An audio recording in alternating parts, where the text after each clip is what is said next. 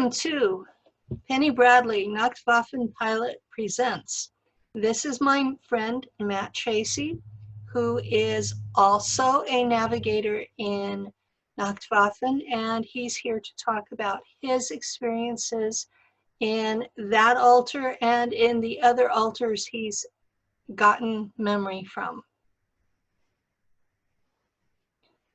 Hey. Okay. So let's see here. Where should I start? Well, you brought up the pilot altar. Yeah. I've actually interfaced with him recently for like a fraction of a second. Tell us about that. He was just walking down a corridor. It was the first time I had ever had a memory of those smart glass pads. Everybody else had been talking about him, and I'd never seen him in my memories before. Then I see through his eyes walking down the corridor, where looking at a smart glass pad, and he was wearing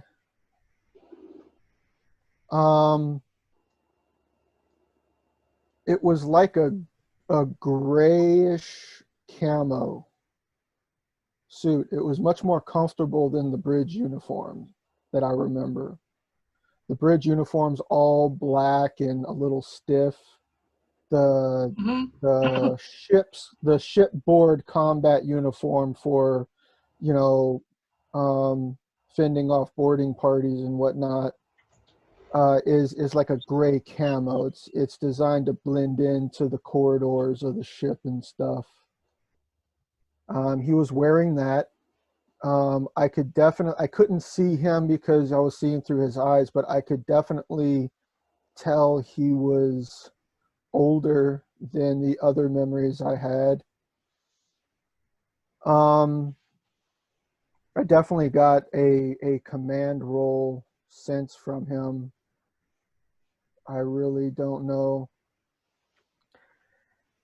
Other memories, that's really all I've gotten from him lately. I have gotten more from my time on Mars.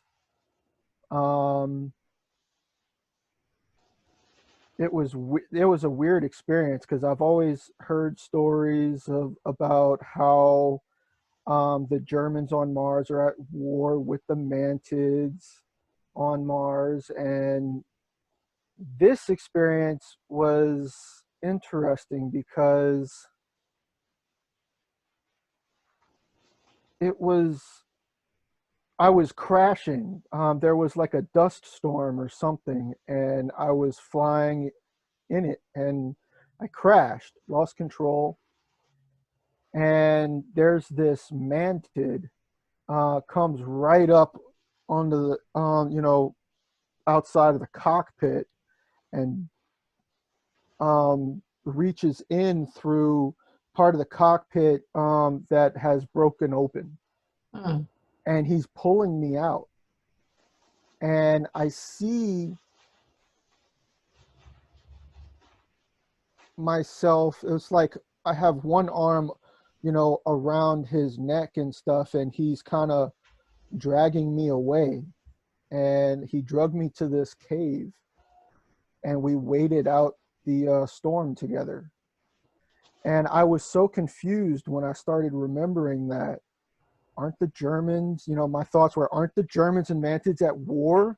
And so I started getting explanations from other people that, yeah, but the Mantids aren't really, on the Mars native Mantids aren't really a warlike people. If they don't feel threatened by you, they're not going to attack you. And if you need help, they'll help you. But if you become threatening, then they'll defend themselves. My memories from the Mars War were that it was over in 1990. Wow. So okay. If you're in current time, there shouldn't be a war. And no, they're not holding grudges. For them, the war is over. I don't get the feeling that they're grudging kind of people. No. So those are the new memories I've gotten from there. Most of my stuff that's coming up from there, it's still real hazy.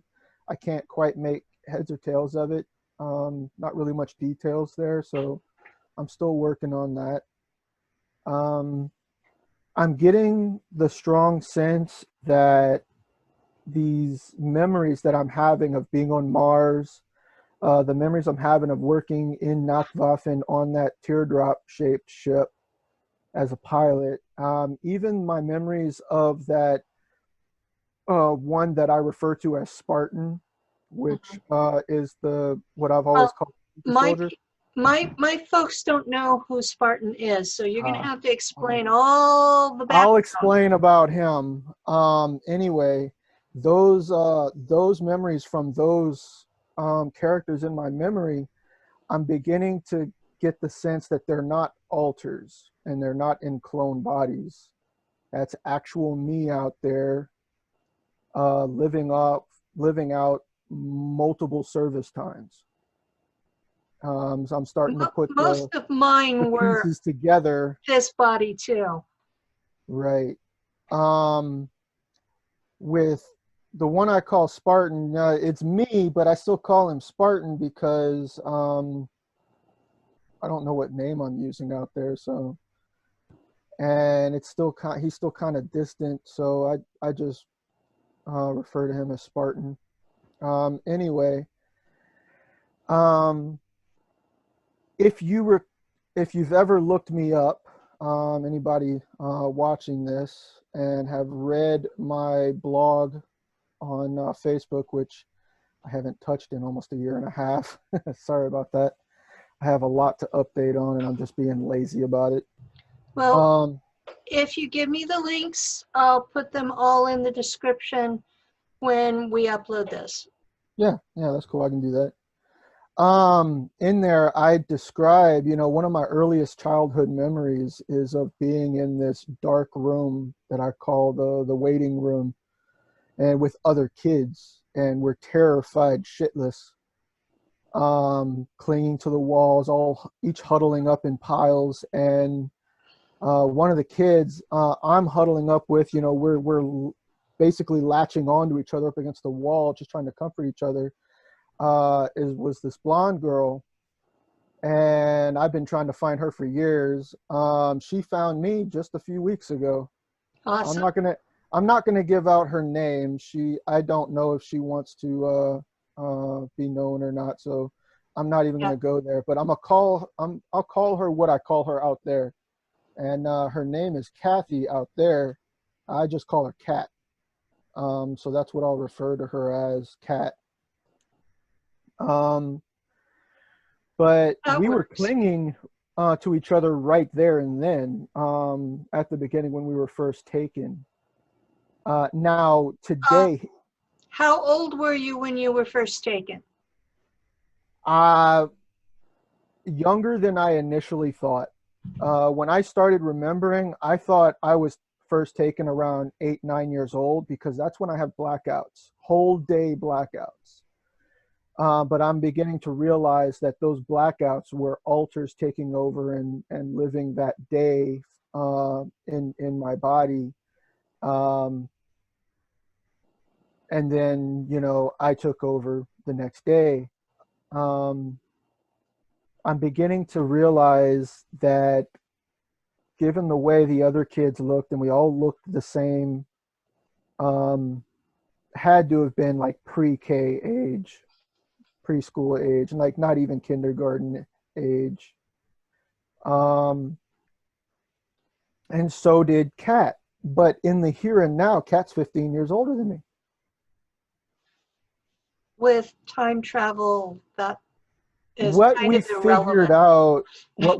out, was there was 3 possibilities, and there's one more logical than the other 2, was that either I was sent back in time, she was sent forward in time, or the more logical scenario was everybody in that room was all taken from different snippets of time and brought to a singular point in time where the people who were doing that thought we'd be most useful. That makes sense. Yeah, made sense to me too, so that's what I'm going with. Don't know if it's true or not, just, you know, it makes the most logical sense.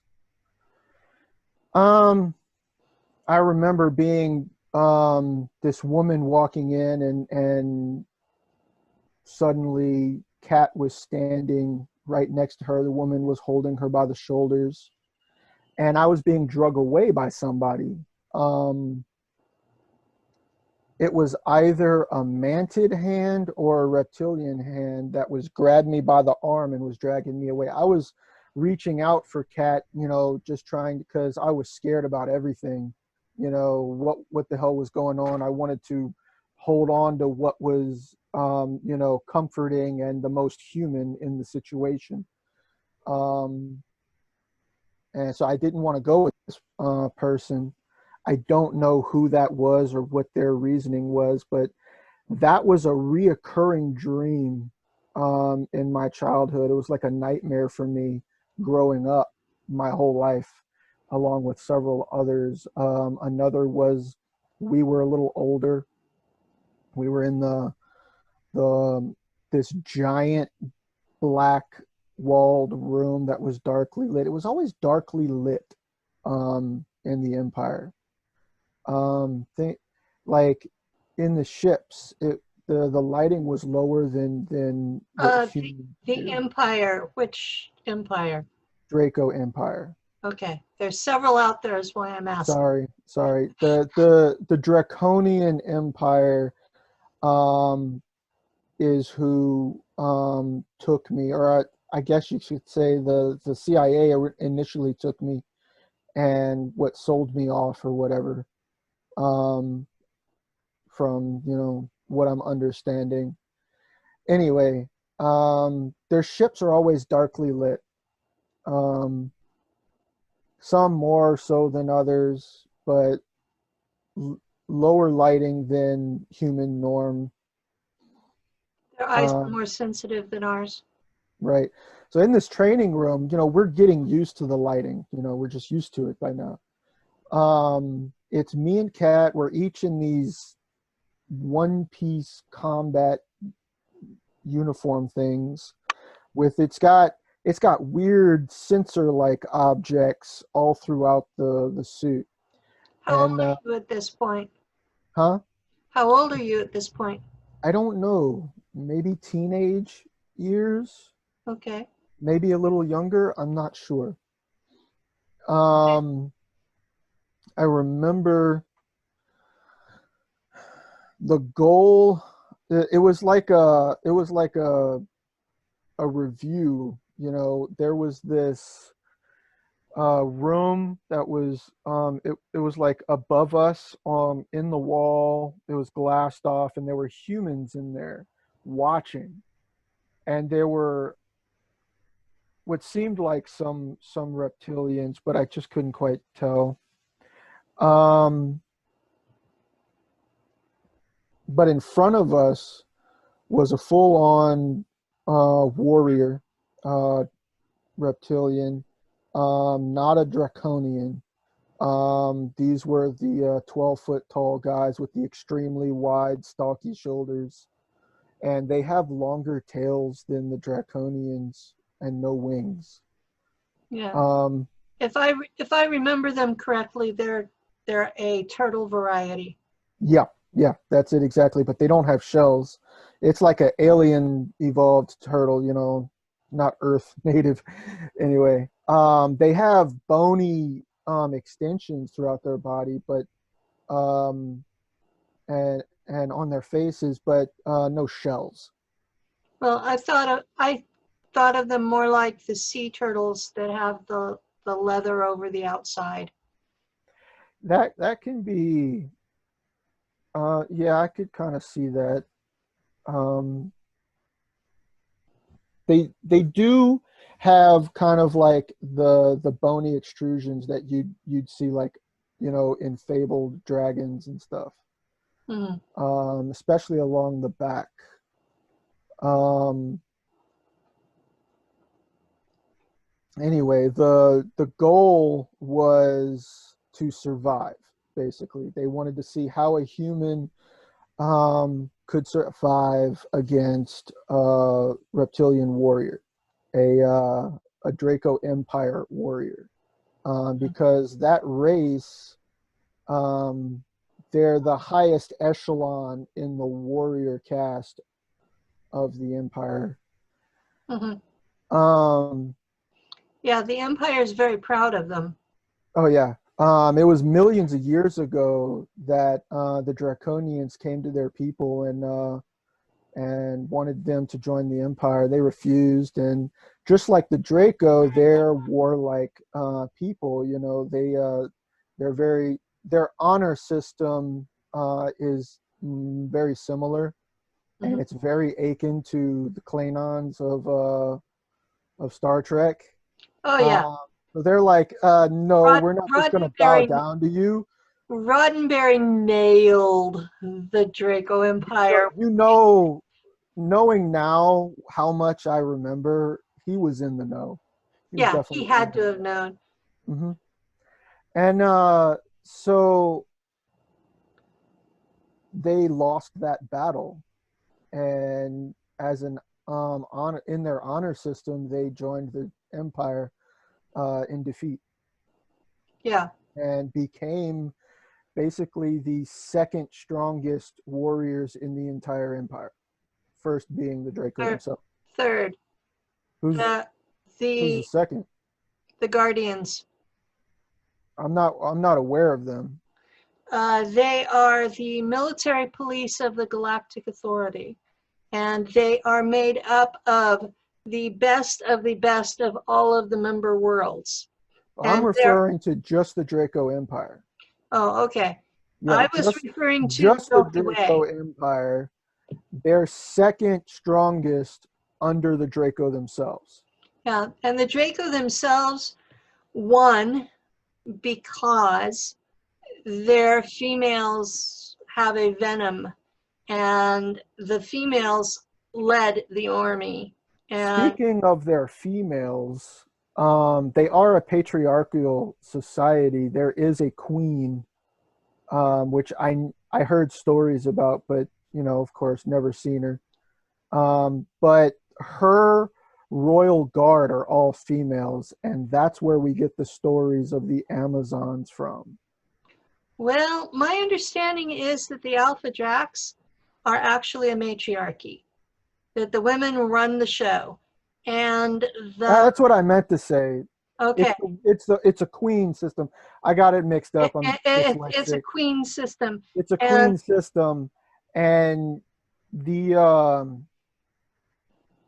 the um, the royal guard are the Amazons in our ancient lore. yeah, that could very well be. Um, but yeah, I have had interactions with the Queen Mother the last couple of years, and I've never met her. And um, I remember growing up in the Empire and never met her, or at least I don't remember. she's an interesting person. I Um, only remember, as far as people in charge, doing, running the show, that I was dealing with, it was just males that I was dealing with. They kind of do the senatorial work and the governing work, under the queen. mhm. Um, They do have a gender separated society, yes. they do, they do. And I'm still not entirely sure why she's contacting me, because her daughter has not. So this is not the actual queen now, it's her mom. And she has interfered in my life in some really bizarre ways and Well, do explain. never given me any explanation for it at all. And um, there was one time that she called me in to explain myself because I had sent some of her royal guards home. And It was an interesting interaction, but we're here to talk about you, not about her. Yeah. Well, like I said, I never met her, or at least I don't remember meeting her. The Draconians have that separation, Uh-huh. but that race that acts as their head warriors don't. They're males and females, live among each other. They're equals. Good. Um, I personally think that's the way we're supposed to be. it was yeah. It was the memories that I'm remembering are conflicting with my taught preconceptions of what Yeah. reptilians should be. So I've been having a lot of trouble with that. Um, I was raised to believe, these were demons and they were all evil. And the guy that raised me treated me no differently than his blood son. Um, they see us who've had the reptilian DNA added into us by the CIA to F with the Germans. Yeah. They see us as one of them. At That's least some of them do. that's kind of the impression I've gotten from the Queen Mother, is that because I've had this done to me, that they are accepting me as them. Yeah, I was accepted as one of them.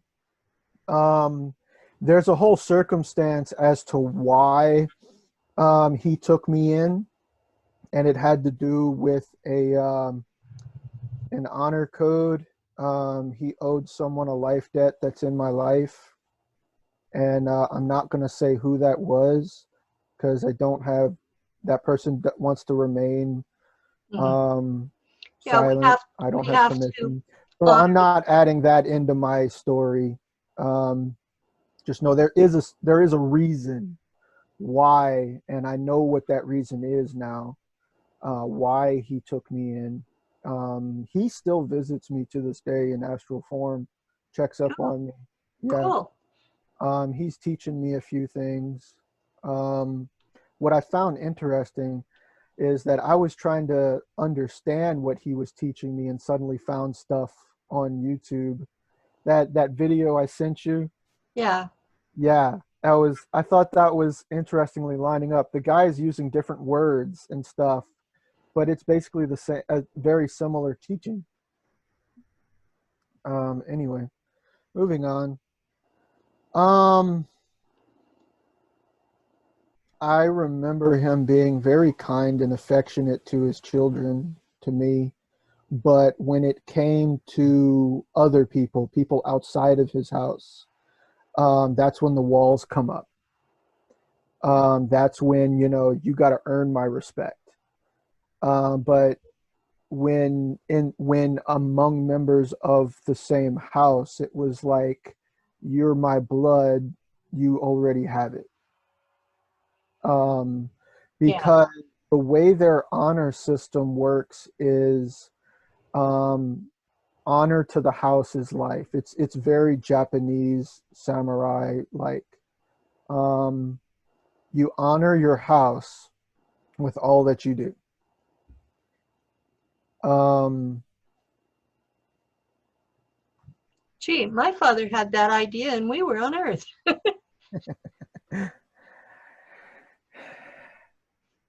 it was it was like, it's hard to put into words really.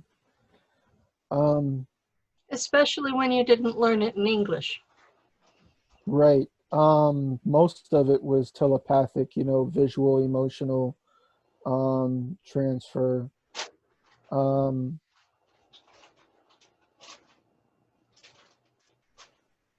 I remember seeing symbols, but I don't remember what they meant. And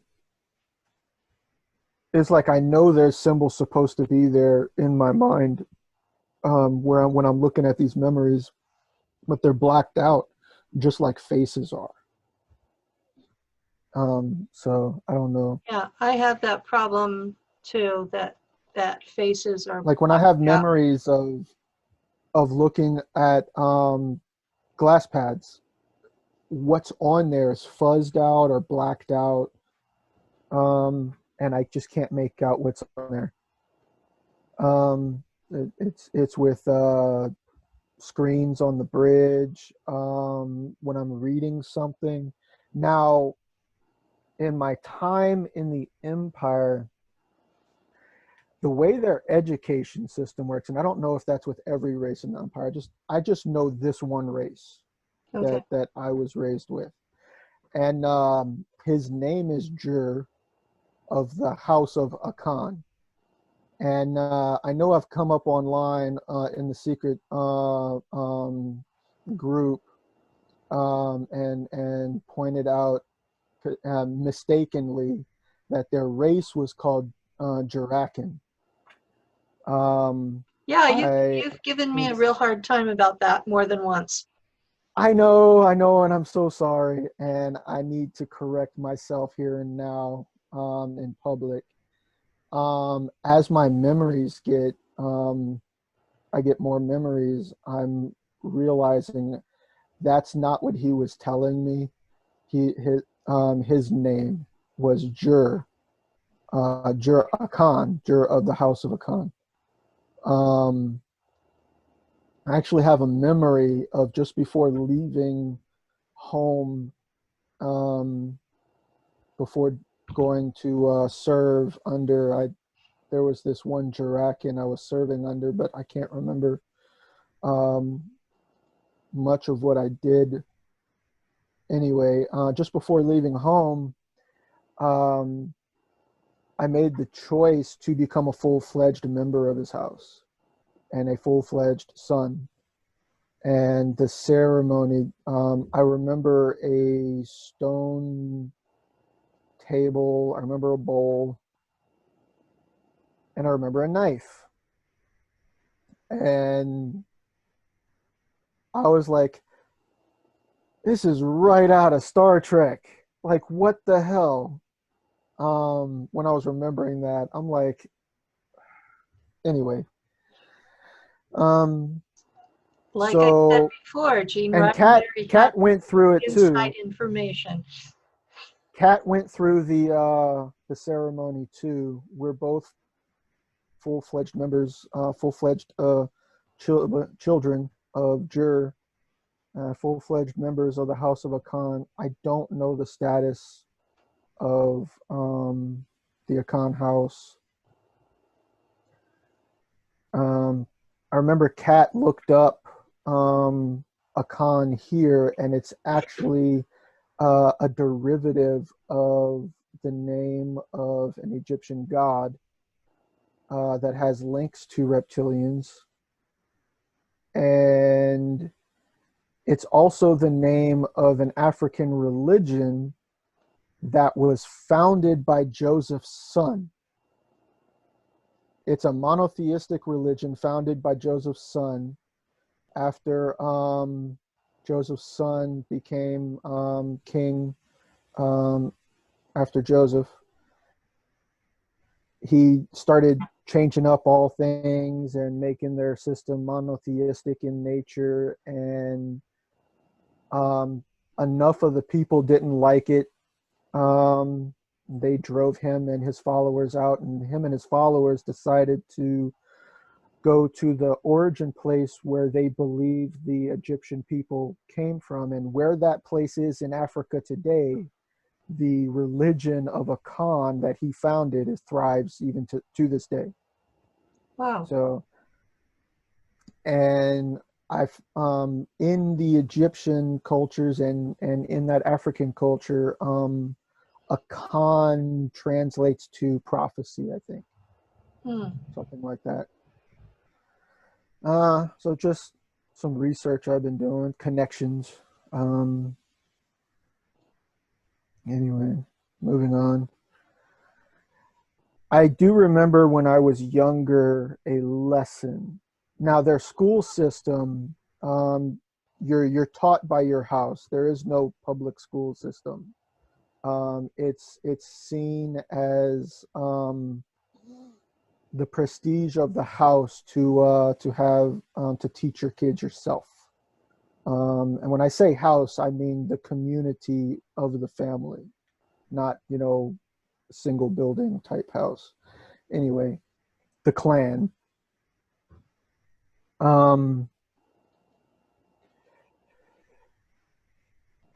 Yeah, you're taught all the basics, history, you know, math, and their math is a lot more advanced and in detail and more geometric than ours is.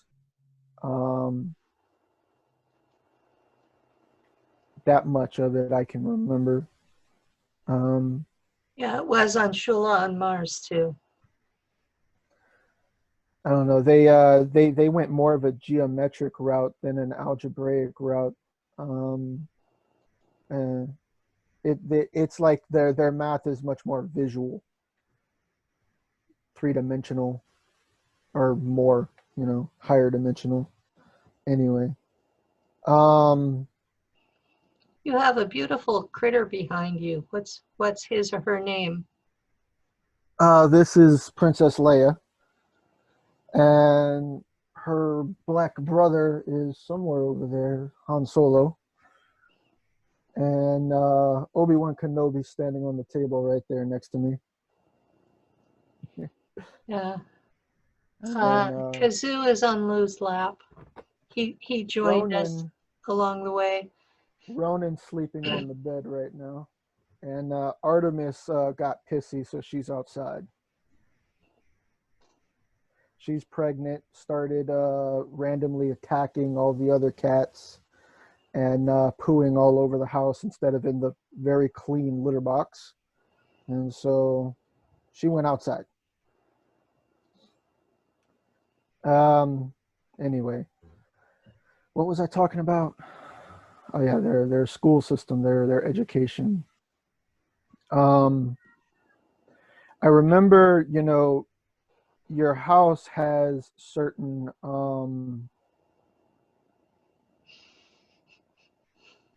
depending on the people in the house, you know, if they've developed a mastery to something, now that house now holds um that job skill or that education in their system, and it's more like the clan teaches all the basics, you know, everything you need to know to go further. And then when you make a choice as to what you want to do, you go an apprentice under that member of the family who is a master in that.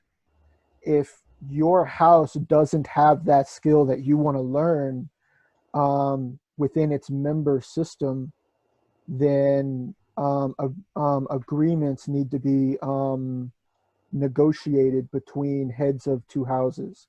You know, another house that has someone who is in that job title or that skill that you want to learn, the two heads of the house will make agreements, and the person who would be doing the tutelage also has to agree to it. You know, he has to be willing, he or she.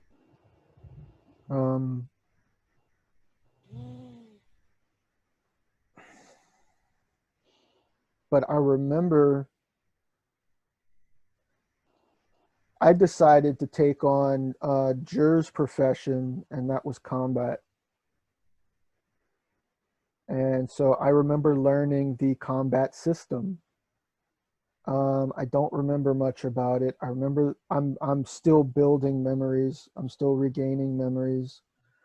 I remember playing. I remember actually playing in a field of oats with Kat and Jur's blood son, and he was just slightly taller than us. And all three of us were playing in this field. We were doing some kind of hide and seek game or something, and it was a crop field, a straight lined crop field of oats. And that Did they memory, get I'm like, upset? what? Did they get upset What? about you messing with the field? Mm-mm. I don't remember anything like that. Actually, Jur had called all three of us over to this hill that overlooked the field, and he just plops right down in like Indian position, you know, cross legs, and we all three of us plop down around him in a, you know, in front of him in like a U shape, and he proceeded to you know, start today's lesson. And today's lesson was on meditation techniques. And I don't remember what we were learning. I just remember him sitting there, and I remember us embodying some kind of mental focus. And that's all I remember of that. But I know that it was a lesson. You know, this is what he was teaching us. Um, all of their young, all their children are taught the all meditations and exercises and techniques needed to maximize physical, mental, psychic, spiritual, emotional, all those abilities, render your whole system under control, and to an extent that it would be closer to like a yogi or a shaman. This is naturally taught to everyone in their culture, Yeah. from as early as possible. Yeah, and Um, then you come here and you're taught to turn that over to the priest or pastor. right, right.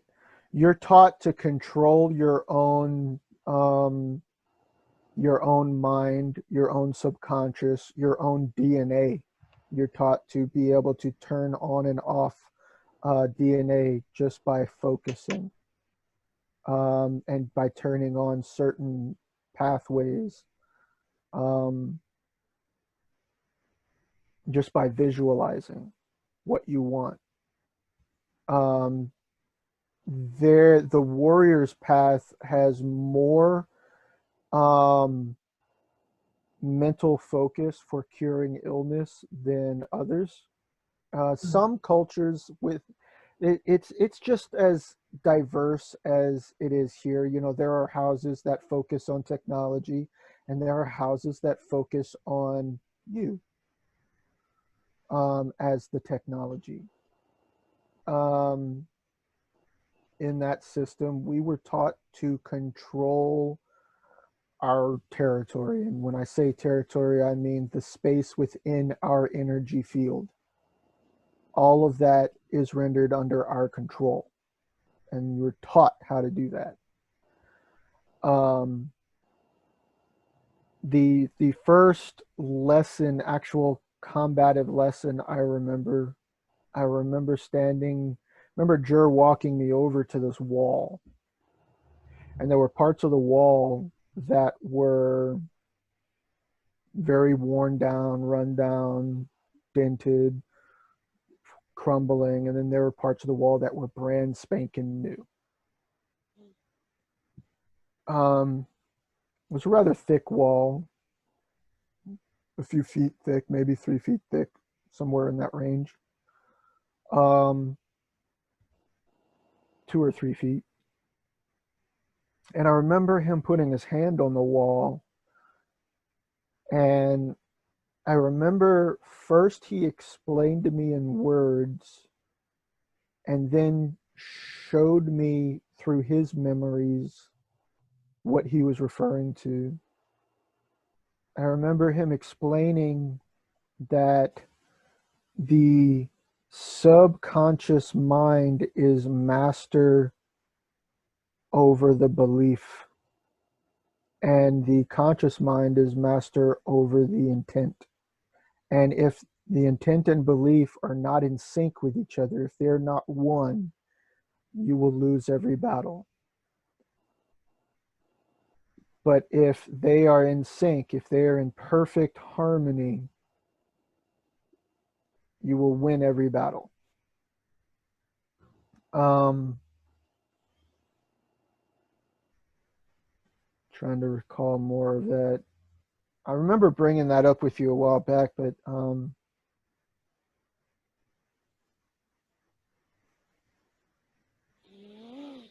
We've talked about a lot of stuff. A lot of stuff. A lot of stuff. A lot of stuff. Some of this stuff you're like, I'll put in the background of my mind and move on to other things, and you know, it might take me a minute to bring it back up.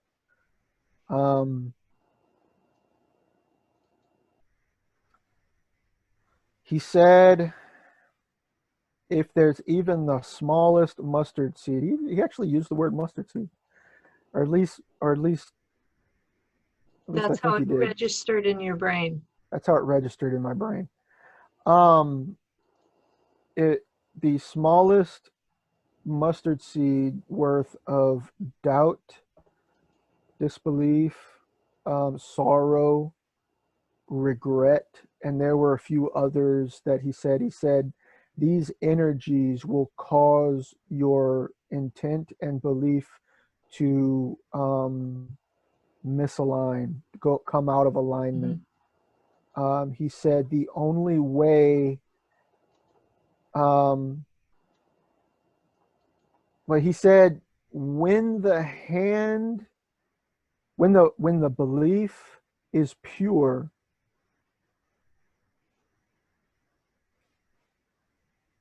the hand will, I'm sorry, hang on a second. When the belief is pure, the wall will crumble before the hand. But when the belief is not pure, that means when there's doubt in there anywhere, at any degree, the hand will crumble before the wall. See, their system starts with the mind, controlling the mind. They don't teach technique until you've mastered your mind. And they don't even start energy work until you've mastered your mind. Well, I can see the point. Yeah. And mastering the mind, the test is hitting the wall and the wall crumbling. You know, That's a why there's multi-foot new thick spots. wall. Yeah. I remember a lot of the other kids, and when I say other kids, almost all of them were full-blood reptilians. There were a couple of humans like me with Draco DNA in them, but it was all the reptilians were getting it faster. They were understanding. Maybe they were used to that culture, that way of thinking. I don't know. But they were catching on faster. They were doing it faster. They were making dents in the wall and holes in the wall. And, you know, after just a few days or a few weeks. And I remember being the last one to figure it out. I remember after everybody else upgraded to the next lesson, moved on, I'm still at the wall trying to figure it out. I was never, Jur was my teacher, and he never pushed me. He never pressured me. You need to get this in this time frame. He just, you know, continued. He never gave an expectation at all. It was just, when you figure it out, you'll move on. I remember getting really upset because all the other kids were making fun of me and were picking on me and pushing me around, and they didn't like me. They didn't want me there. They thought that, you know, it was a dishonor to have someone who wasn't a pure reptilian member of their race in their presence. This is the way the other kids. This was the way the other kids were treating me. Jur never treated me that way, but he never stopped them from treating me that way. And the reason I get from him that he did is it was a lesson on his. He was using it as a tool for a lesson. learning how to handle situations myself and not ask for help. If you're going to be a warrior, you got to handle your business. That was the underlying why the Germans allowed the kids to bully each other. Mm-hmm. Was you had to learn how to stand up for yourself. You had to learn to take what you needed to make sure that you were okay. And But he never let them go too far. But he still never stopped them. The Germans did let them go too far. Well, I remember getting so upset. I went out into this field, and it was a rocky field. There was grass, and it was almost like a Scotland type of scenery. Yeah, it was rocks, giant rocks, and you could just sit on one, and there was grass all around them. And I remember making the decision, I'm not moving from this spot until I figure this out. I'm not moving from this spot until I become master over my subconscious, until I can control my belief. And I even made the decision, I don't care if I starve to death, I'm not moving from the spot until that happens. And I actually remember, and it's weird, I think Jer might have inserted this. It was like I was seeing through his eyes, me at a distance, and he was always just watching. It was almost like it was like a parent just watching over me. And I remember sitting there, and I don't remember how long I was there.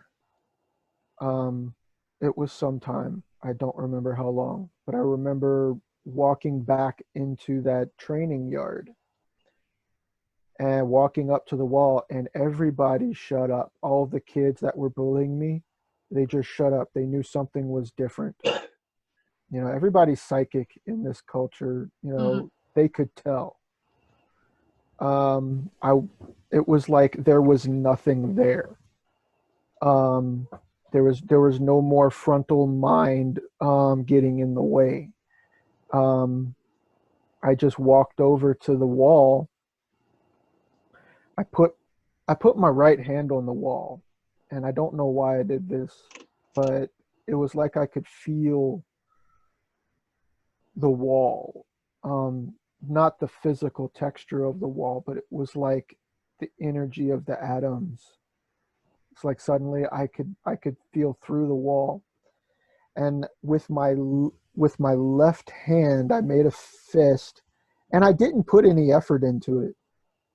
I knew already that the wall was going to crumble. It was like my belief system was so strong that to me the walls already crumbled. Yeah. And when I did that, all I did was touch my fist to the wall. I didn't use any physical effort at all. I just touched my fist to the wall, and from several feet on either side all the way up completely crumbled. And I don't remember them bothering me after that. Well, the kids. In the here and now, there have been exercises I've done where the biggest problem has been getting the monkey mind out of the way. Mm-hmm. Where what I'm interpreting you said is that you got the monkey mind out of the way and you became the subconscious. Yeah. And the techniques that they teach, the techniques that Jer teaches, it's how to function lucidly in the heat of the moment, in the heat of battle, still think and be in control, but no monkey mind in the way. Yeah. Your belief system is, I know you're going to fall before me. It's already happened as Yeah. far as I'm concerned.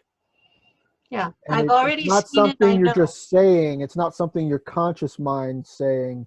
It's so ingrained into the subconscious belief that it makes you stronger. Hmm. And in their combative system, it's whose belief is stronger will be the victor of the battle. And that's like the foundation of their teaching in combat. You learn that before you move on to energy work, and you learn that before you move on to physical techniques. Yeah. You have to learn to get the monkey mind out of the way and become the subconscious. And then the belief of the subconscious is what will take you through. Now, I remember later on in that black room where we were tested, me and Kat. Kat was more mental, and I, in her psychic abilities, um, even now, she says she can still hear what's going on up there. Um, it's never been turned off. Um, Me, I was more physical. My abilities manifested. Now, I figured this out. Your initial ability that manifests, your initial psychic ability. Now, you can learn any psychic ability. Everyone has the potential to learn every psychic ability, but it's your personality that determines what comes easier to you. And what comes easiest to you is what matches up with your personality. And what I figured out is what comes easiest to you matches up with the emotional trauma you're dealing with. Mm. Um, for me, it was they were bullying me. I was the weakest guy there. I got tired of being weak. And I developed a kind of telekinesis that gave me enhanced strength beyond what super soldiers' bodies are augmented to. Okay. Um, when I first met Will online, one of his first questions when we were on the phone with each other was, "Do you remember throwing a car?" And I'm like, "What?" And Will's I'm like, hilarious. He comes up with "I stuff know, out of the blue, and it's almost always right. And I'm like, I what know." the And I'm hell? like, and he described the scenario in his memory, and I'm like, "Oh my God, I thought that was just in my imagination." And I'm like, what I thought I was just making up turned out to be actual memories. And then when Kat found me online, she came up and introduced herself with the question, "Do you remember launching a car with your bare hand into orbit?" Oh my God. And I'm like, "What?" Apparently that was a thing I did. And when I inquired more from both of them, um, and this lines up with my memory and my telekinetic abilities, is that my body or the limb I'm using will get wrapped in like this blue glowing mist.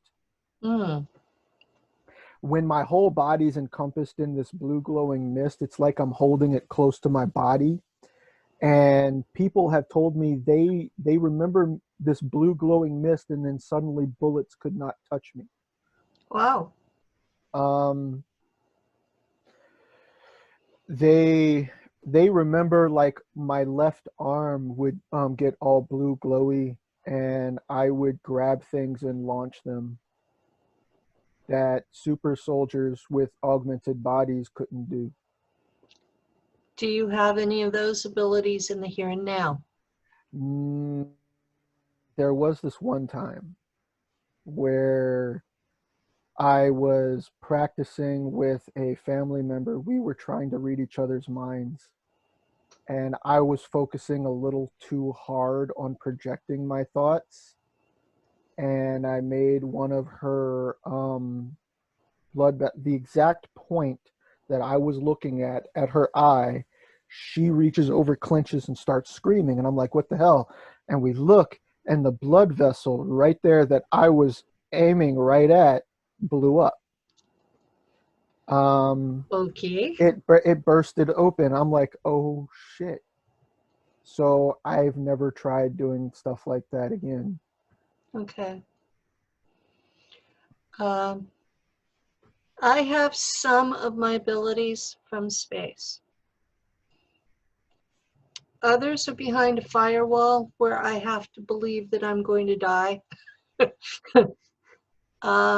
And it's hard to get there when you've been tortured so much that it's like you don't give a shit. Yeah, you get to where I'm not allowed It's to die. Death is it's not an like option. it's like I see so much of the supernatural, and I've astro projected. I know what's on the other side. It's like I don't care. And this body is so ragged and fallen apart. It's like, you want to kill me? Go ahead and try. If you succeed, who gives a fuck? If you die, who gives a fuck? Yeah, I can do the telepathy. I don't like to because people grab hold of me and want to keep me there. And I don't need to know everything that's in their head. I make an effort to not use Draco telepathy, you know, the full intimacy, because for them it's a matter of honor that if The I give, openness and honesty. yes, I give you everything in my head so you know I'm not cheating you. You know I'm not betraying you. You know I'm not being evil to you, that I'm being honest. But when you get to humans, there is There's so so much much in their heads you just don't want. there's so much crap in there. And like I live in an apartment building. You know, there's 8 apartments and there's generally 2 or more people per apartment. Do I really want to know every time they have to go to the bathroom or every time someone is lusting after somebody else? Do I really want to know that? No, it's none of my damn business. My So telepathy. I use this, well, Randy Kramer calls it a blue bubble helmet, but Blue bubble helmet. it's basically just keeping my own thoughts in my own head and keeping everybody else out. And I make an actual effort to not be telepathic with people.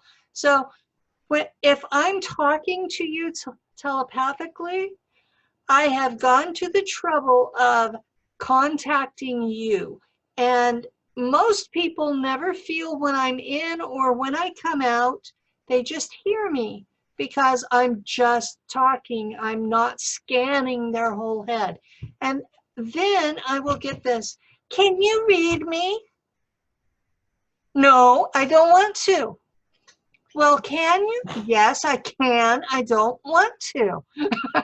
And it's, but I know I've asked you in the past, but I'm like, if you want to, it's cool. I'm curious about this one thing that I'm dealing with, you know. But if you don't want to, it's all good. I have had so many people stick hooks in me. Now, people who are Mm. psychic will understand what that is, but it's Mhm. basically a It's connection. like a leech. Yeah, it turns into a leech and it drains your energy and you're suddenly inundated with everybody else's feelings and you get to where you don't even know what's yours. And then you have to go through and carefully remove all of these I things. deal with that whenever I'm in groups of people, especially if I deal with them often. Mhm. It's like parts of their personality become my own.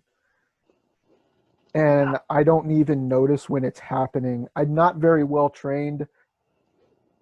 Correction, I'm not trained at all anymore. I have no memories of the training there. So my telepathy is very chaotic and random. It comes and goes at random times. I notice it's more often comes in when I'm not thinking about it. If I'm trying, it cuts off. My monkey mind gets in the way. Well, I try really hard to not read what people are thinking. People on Earth, especially in America, have the delusion that their minds are their own and that they're private in their own heads. And so I'm trying to respect that opinion of theirs and leave them in their heads alone. Now, there are times when you have to be a little bit aware of what other people are thinking just to stay safe. You know what I mean? I'm not making out half of what you're saying at the moment. Okay. My connection's getting real weak. Yeah, you're in red Okay, it's back. lines. You know, it sometimes gets to where that like when I go out into public, that I have to have at least some awareness of what the other people are thinking, so I know that if I'm safe. But otherwise, I don't care what they're thinking. None of my business. There have been a few people who were testing me. They would think nasty thoughts about me as they walked past. Not nasty like, oh, she's bad or anything like that, but there was one in particular, he was coming up with, oh, she's just a fangirl. Uh, And he did that about 3 times as he walked past me. This was at a conference last year. And about the 3rd or 4th time, I decided I was going to do something about this attitude that he was developing. And so I got into his head and stayed there for a couple of hours. And we had this nice long conversation. And I wasn't reading everything in his head. I was just talking, you know. And when I got out, he didn't even know I was gone. He just stopped hearing me. And so I walked up to him and I said, oh, I'm out of your head now. And he says, thank you. And I said, so do you still think I'm just a fangirl? He goes, no. So sometimes you have to earn your respect. yep. So Especially in this where it's like there's no proof. They've designed this system to where we can't provide proof of what's been done to us. yeah, you remember the reality brief folks? Well, one of the guys had done a series of interviews with me, and it was to document what I was remembering in 2017. And I think it was in March or May, something like that, that we filmed them. And he caught on video where I got upset and started messing with the lights in his house. That's the only time that it's ever been recorded. I mean, I have a friend that I worked with at Lowe's that could turn turn on power tools that were not plugged in. He'd walk around. If he was emotionally in that moment and he was just kind of like an emotion just kind of jumped out all of a sudden, a power tool would just start spinning. Yeah. And I'm not that bad, but he told me he had this one time where it was like his mom's birthday or something, and all the kids were over there and there wasn't enough space, and since he's the youngest, he had to sit on the floor, and he was annoyed about that, anyway. It was, and this guy's like 7 years older than me. This guy's like 6'4", something like that. Anyway, they were watching a movie and they left the light on and nobody wanted to get up to turn the light off. And they all looked at him and he goes, "Fine, I'll turn the light off." And he was getting up, and when he threw his arm, the light exploded. And I brought it up with his family, and it's like, yes, it's true, because they all shut up and they're like, "I don't want to talk about it." Anyway, Misha Johnston, they all shut up. He says everybody shut up and just looked at the TV. Misha Johnston has this group support thing that she does. And when I first went into it, she was not used to MK. Well, she was used to MK people, but she wasn't used to SSP people. And the group was mostly for starseeds. So you have these little new age people that are upset because they're Fae starseeds. And they're going on and on and on and on and on and on and on. And I wasn't saying anything. I was being polite. But everyone in the group and it was on either Zoom or Skype or one of these.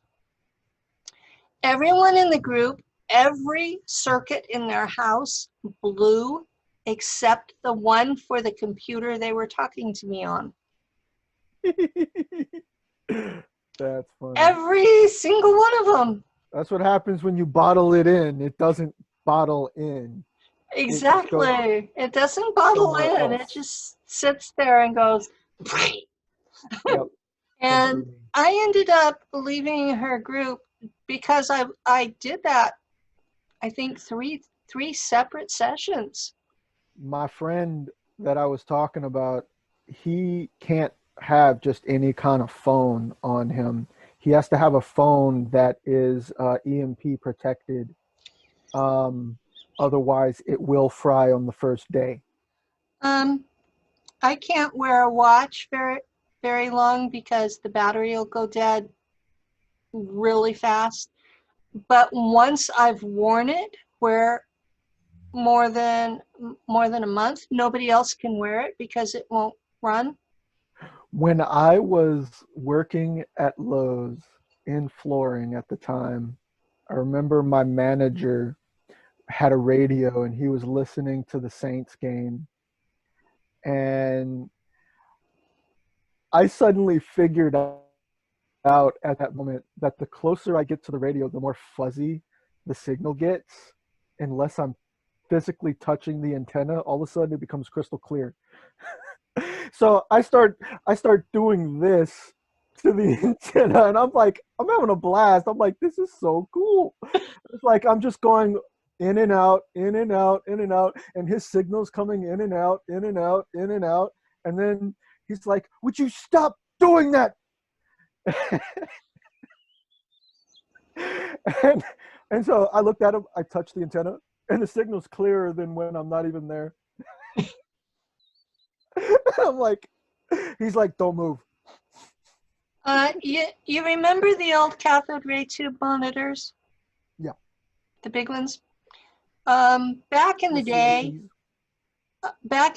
when you had a color TV, it was a cathode ray tube. And Dad used to pay to have a guy come out and degauss it because it would build up a magnetic charge, and you had to filter off the charge. Well, I watched the guy do it, and then after he left, I copied it. You know, you do the circles, and then you do the circles the other way, and then you do the top and the sides. Only you weren't using a magnet. No, I was using my hand. And I used to play with those CRTs all the time. I put my hand right next, like an inch away from the screen, and I could feel the fuzzies and all of that. And it was so cool. Yeah, well, Dad turned green, And he never had to pay another degausser because he just say, "Penny, go do it." You know. Penny, go degauss the TV. Yeah, and I've only recently switched to the LED screens. I've had the cathode ray tubes up until, and so I was degaussing my own system. I think the last CRT I had was like 11 years ago. The last one was 3 years ago. It hasn't been that long for me. And I was degaussing it all along. And my kids are your age, and they were like, "Mom, there's better technology out there. Mom, you don't need to be doing that." I go, "But it's fun." Exactly. It's like nobody else can do this. Yeah, it's like magic, you know. Exactly. And so they never did understand. My youngest finally bought me this one. Yeah, everybody in my house except my dad could feel the static on the TV. My dad couldn't. Everybody could feel it. Everybody else could do weird things. You know, we all came from my mom, and it comes from my mom's side of the family. And my dad, you know, we'll hear thoughts from time to time from other people. It's random. None of us have any training, but my dad's like just sitting there like, "Are you all crazy or what?" until it started rubbing off onto him. My dad swore I was a witch.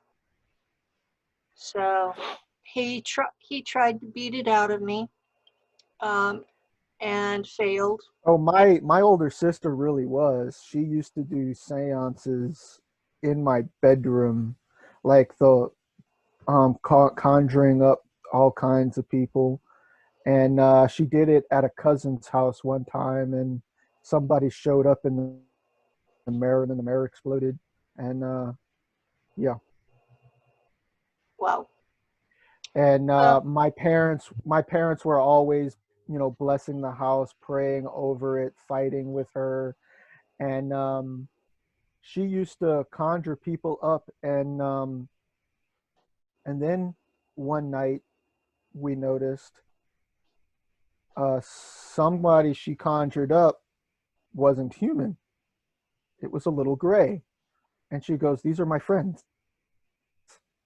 Only it wasn't like the good, you know, decent guys like the Pontier and anything like that. It was the straight up clones with the cybernetic black eyes and you know, so The ones that are dangerous as hell. yeah, I remember being tortured by them.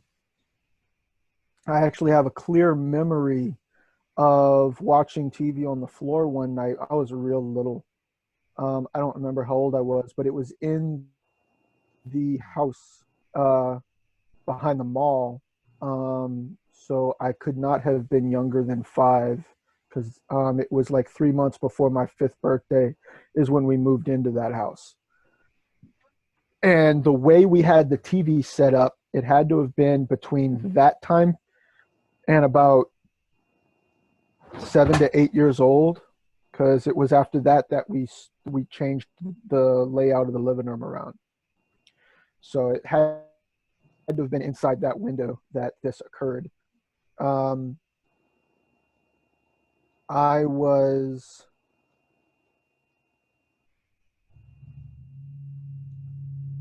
watching the TV, and there was no knock at the door. There was nothing. I just Something felt funky. I got up and went to the door. It was like I just walked to the door. And the door opens and there's a little gray. Almost I was real short at the time. So it was maybe close to my height, maybe an inch or two shorter. Um, and I remember, there's a little step down that's maybe 4 or 5 inches, just past the door outside. And I remember he's just standing there outside just before the doorway. The door opens, and as soon as the door opens, he steps in. As he's stepping in, as his first foot is stepping in, his hand is moving up like this. And as his hand moves up like this, I'm lifting off the ground as his hand's moving.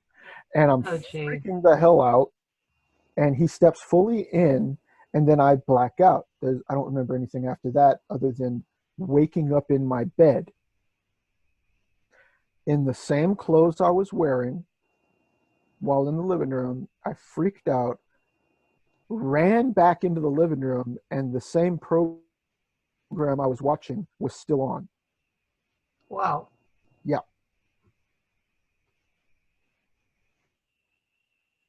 Wow. And I have no memory of in between. Well, the no memory of in between is pretty common for those. Yeah. If you ever wanted to get it back, you would probably need to do a regression hypnosis. I've been wanting to.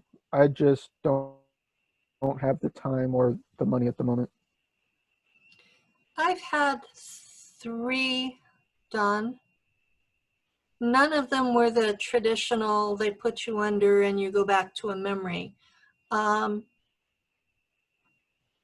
The first one I had wasn't even about SSP stuff. I'd had a love bite and I wanted to know what was going on. And I had anomalies that I wanted to know what was going on. So I went in with a list of 10 questions for my subconscious. That's not exactly a normal regression. I got definitive answers for 6 of the questions, and the other 4 have come since then. That was in 2015. And then afterwards, the lady spent at least an hour trying to convince me I was still a normal human being. Yeah, it was definitely an interesting afternoon. And Lou was panicking because she had banished him from the building. Said, you have to be here by yourself, because I found that when loved ones are there, it inhibits. So she was recording it audio, and I've listened to it since, and she didn't do any leading, and I've let Lou listen because he thought it was about him. Anytime somebody leaves the room, they think it's about them. Uh-huh. That's normal human behavior. It is. So I let him listen to it, and it was like, oh, okay. It's like 3 gigabytes of memory. Oh, wow. So it's not a short thing. Well, I'm about to do a memory recall session with Elka in a couple of weeks. Elka had done some. We had a couple of interviews, and she wanted to get appropriate artwork for the videos, and so she read my memories to get what kind of ship I was flying and things like that, and the details came out really good. So I would say she does good work. I've seen. She's already done a couple of things that just we talk about in passing. Mm-hmm. There was this one that, remember when I brought up to you a couple of days ago about the black goo? Mm-hmm. It was weird. It was like it was just like a regen tank, which I had no memory of before. I don't have a memory of regen tanks. I remember the stasis tanks. I remember the yellow clear liquid and the Mm-hmm. blue clear liquid stasis tanks. This was the first time I remember being dropped in to a tank. I was being held up by two thin cables. Mm-hmm. I don't know how they were strapping to my body. I just know they were two thin cables, and I was being lowered into this tank of straight up black stuff that it the texture and consistency felt like pudding. Mm-hmm. You know, That's straight up um, black goo. it wasn't a it. The temperature was like it wasn't even there. It was like matching my body's temperature. Um, but I could feel pressure at first, and as my body was naked. As I was being lowered in from my toes on up, as my skin was touching the goo, I was feeling it was like this electric buzz on my skin, kind of like when your limb falls asleep, but without the sharp pins and needles. And I was feeling that on my skin and then once I'm fully submerged, there was nothing, in my mouth for breathing. The stuff just pushed itself into my lungs and gut. It completely violated everything and went completely in. But it was like after a moment, my the buzzing feeling and the pressure slowly started to dissipate until I had absolutely zero sensory input at all. It was like being in a sensory deprivation tank. That's what the regen tanks are like. The ones with the green gel. It it Gotcha. I don't completely remember fills the you, and it's your temperature, and it's like being in a sensory deprivation. Um, Except that the walls are not clear, so you're getting no light whatsoever. It's absolutely black, pitch dark, and because you can't make a sound, you can't talk, you can't even hear yourself make noise.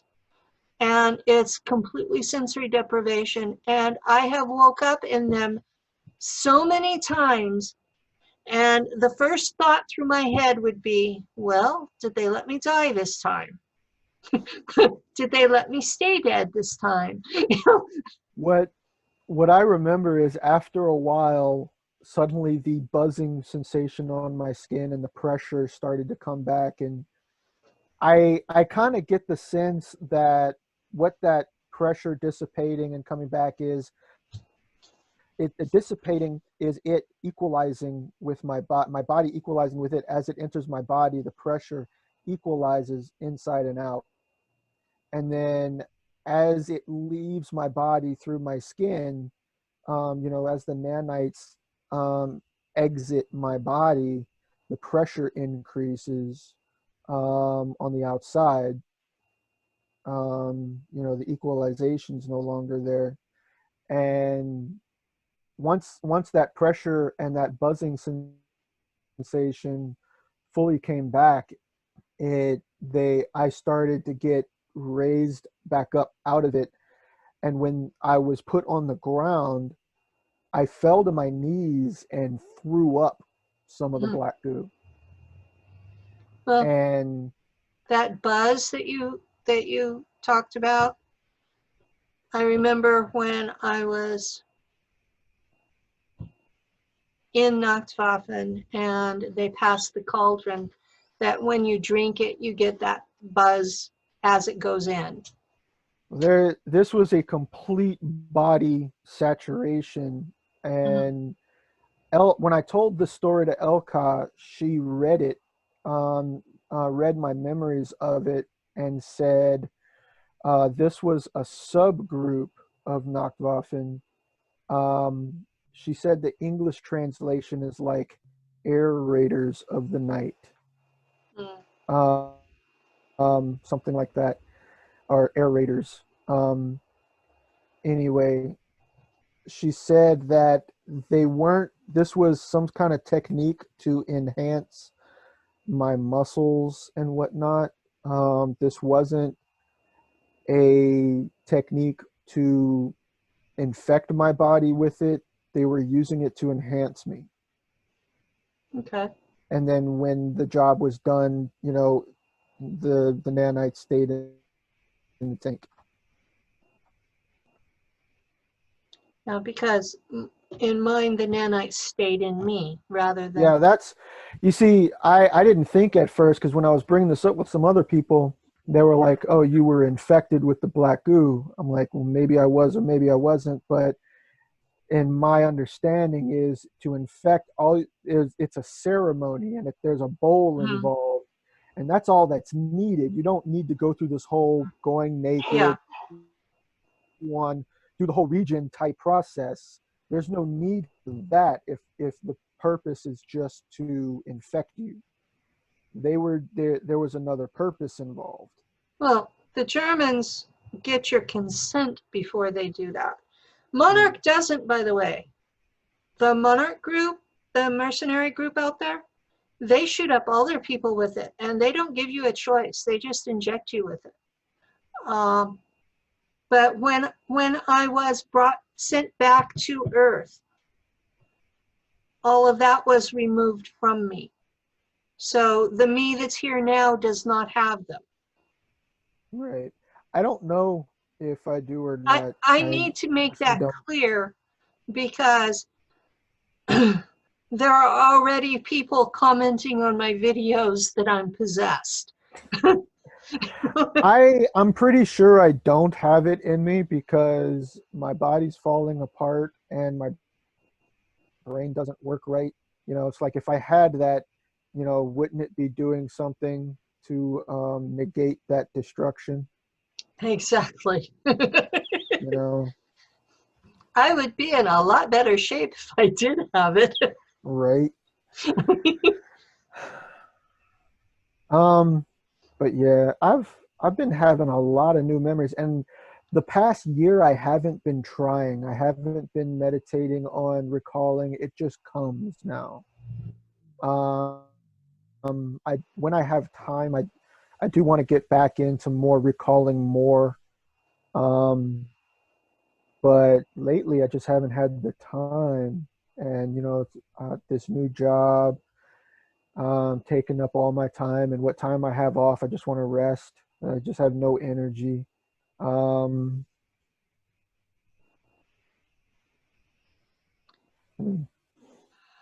Well, I understand about the no energy. I had surgery in October, and here we are in January, and I'm in physical therapy for the surgery. And by the time I do the physical therapy, I'm finally feeling good, like the day before I have to go back.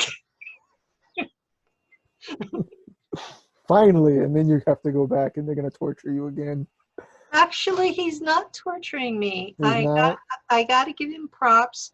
Most of the exercises he has me do are not a problem at all. But I have one muscle group that it's like the nerve was cut and Oh, it's not wanting to respond. And so we have some exercises to force it to respond so that it doesn't go out entirely. And it's just,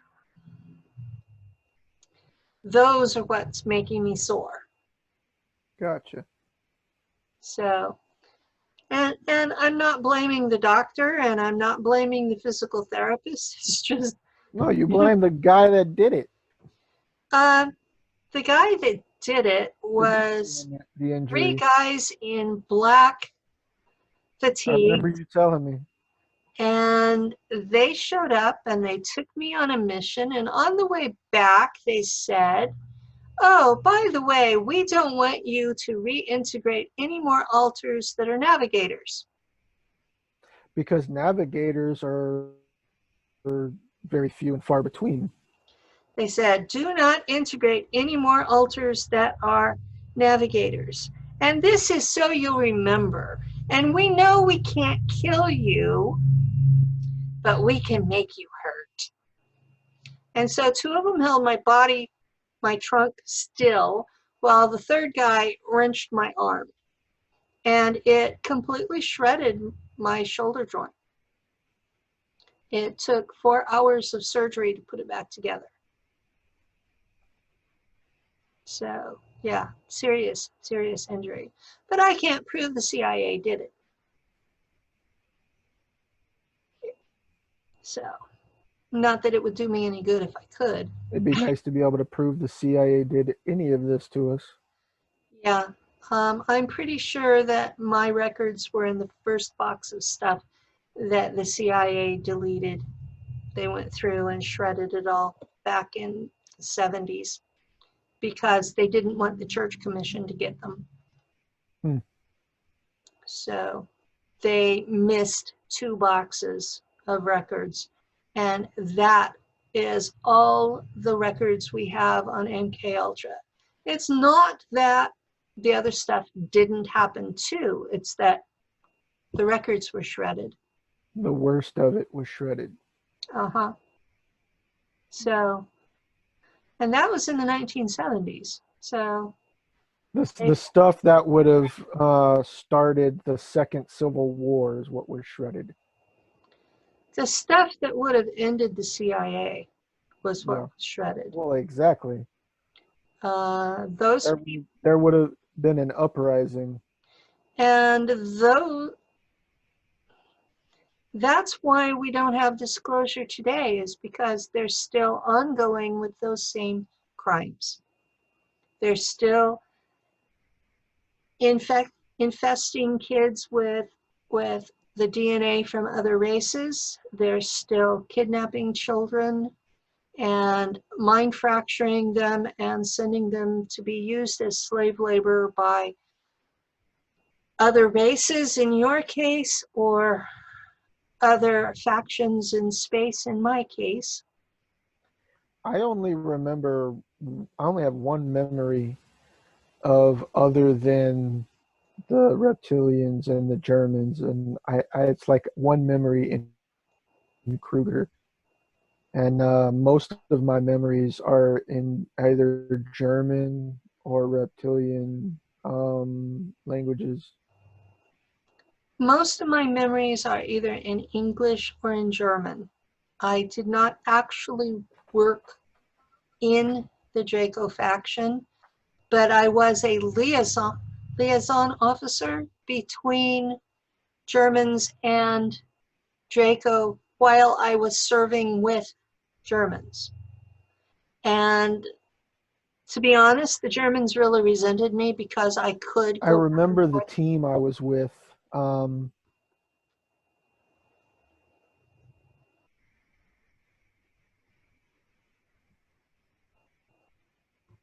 You there?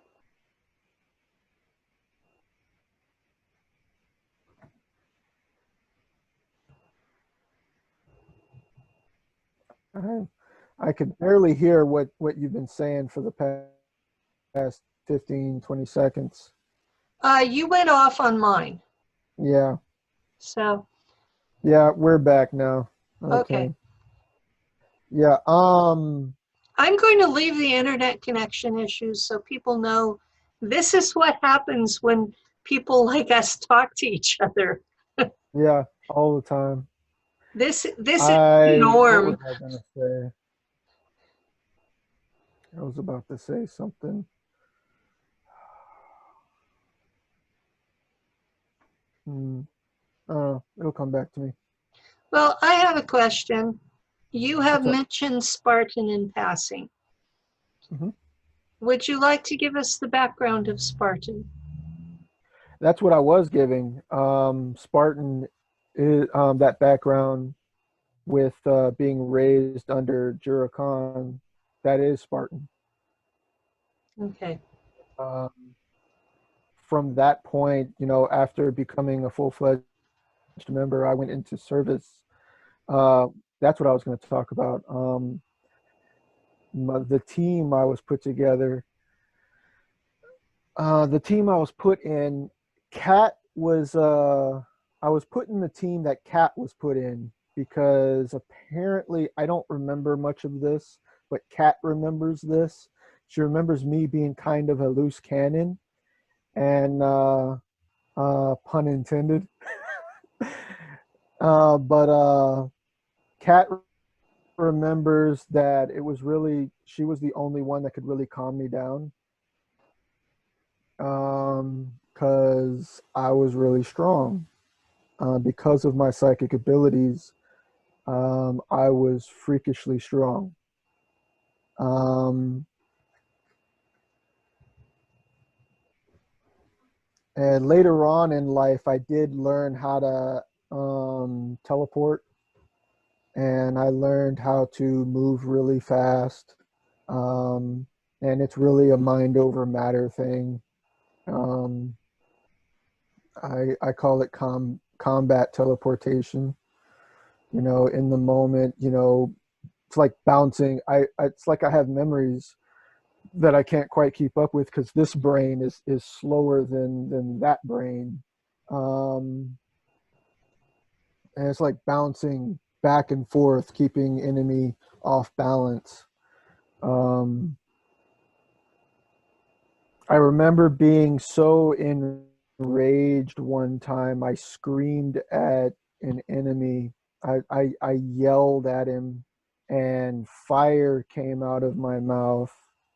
And I broke down that memory element by element, and I figured out that it was my telekinesis latching on to the wavelengths of the sound coming out of my voice, compressing the air. And as the air got compressed, it ignited into a stream. Oh. Because that's where my focus was. I was yelling at this person, almost like roaring. I was angry, enraged, and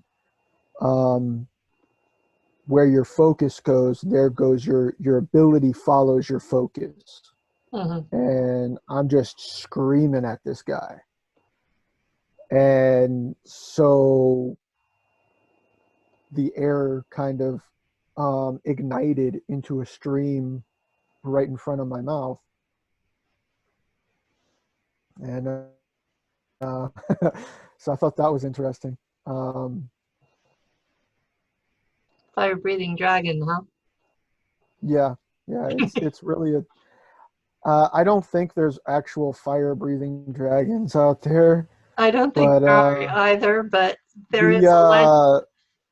I actually remember naming the technique Dragon's Rage because of the source of that I have to draw from to initiate it. It's a rage. Um, I out there, I have an ability that I guess I would have it if I were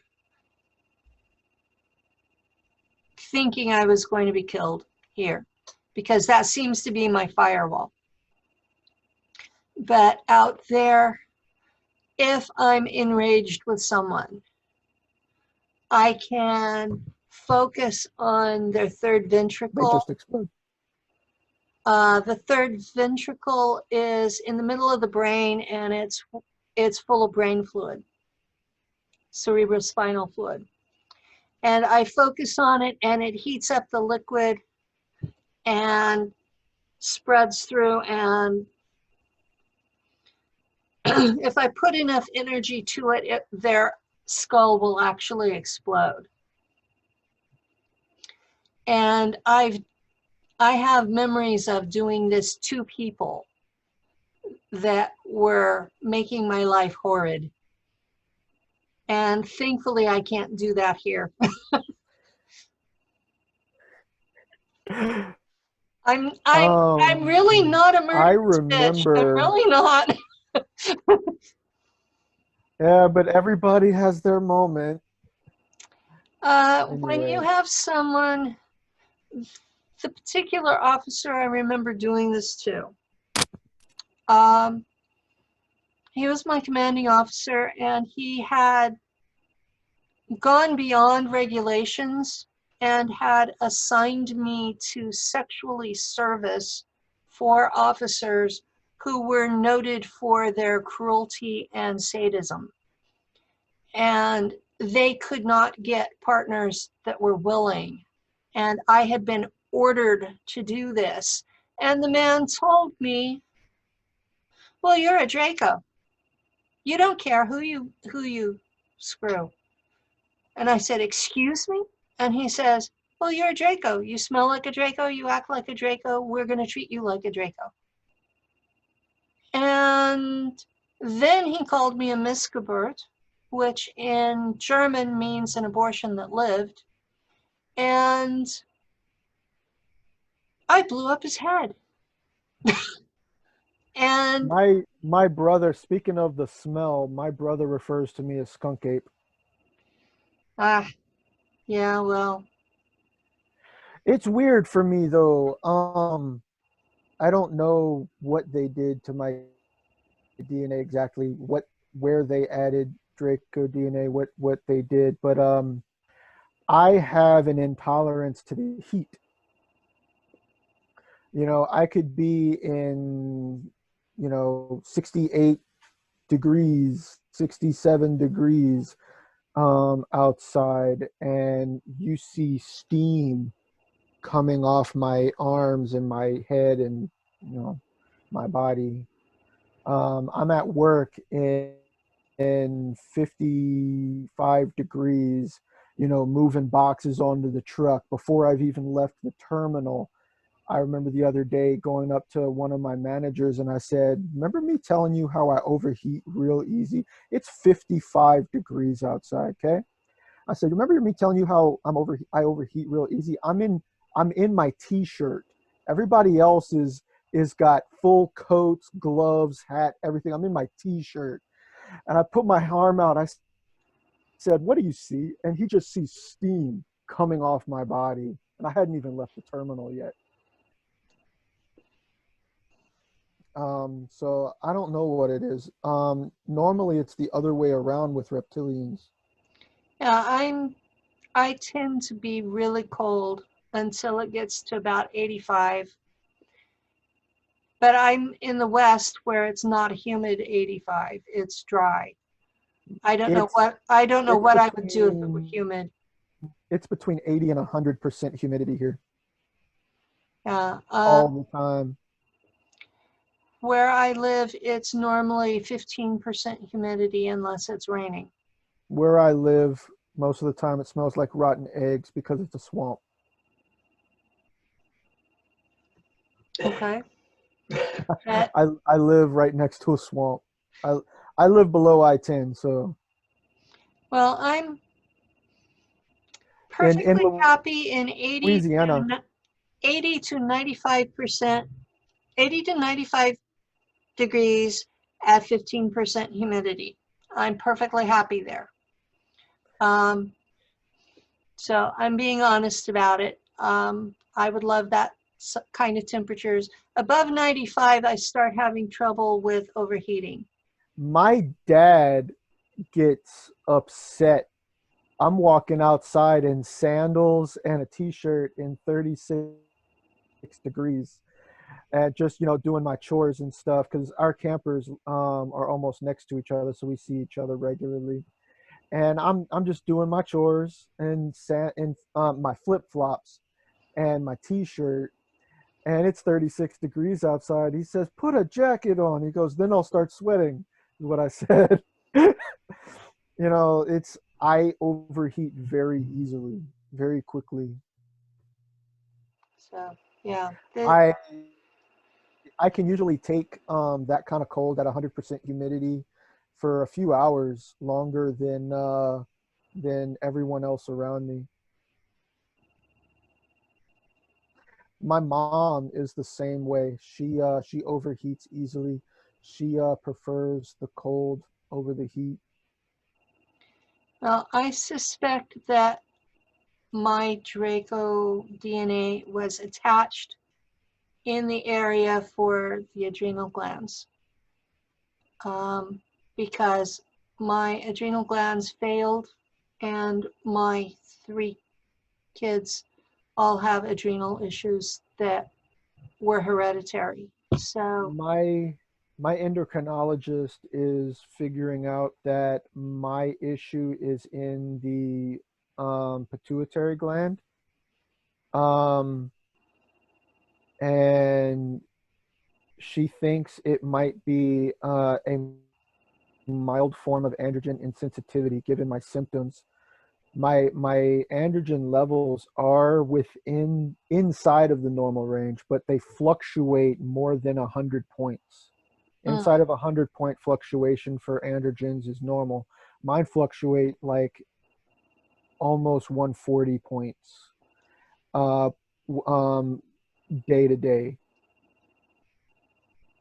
and or I should say week to week. 1 week it was like same day of the week. It was like 435 or 430, I think it was.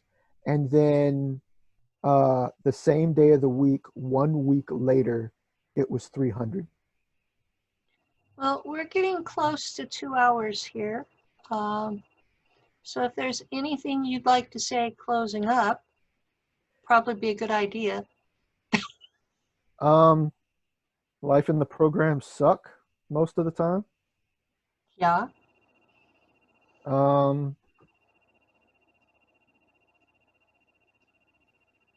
That's about it. Life in the program suck most of the time. Definitely. But some of the time there are moments, but they do not outweigh the suckage. Yeah, a lot of the people get the impression that it's something you want to be in. No. And the few skills that you get to keep when you come back, like disassociation, are definitely not worth how you got them. And the Draco DNA that the CIA adds into us, and they do that only for the sole purpose of putting the finger to the Germans. Yeah. And by doing that, they're really effing us over when we come back. When we're here, we don't get the Regen tank like we get over there. Our bodies are falling apart because of the instabilities in our genetics. Mm-hmm. They don't care. When we're on that side, we get the med pods and the Regen tanks on a regular basis to negate the negative effects. But here, we just got to deal with it. Well, they chose bloodlines that they didn't want to survive anyway. Because of what they did to me, I'm sterile. I'm sorry to hear that. I don't know.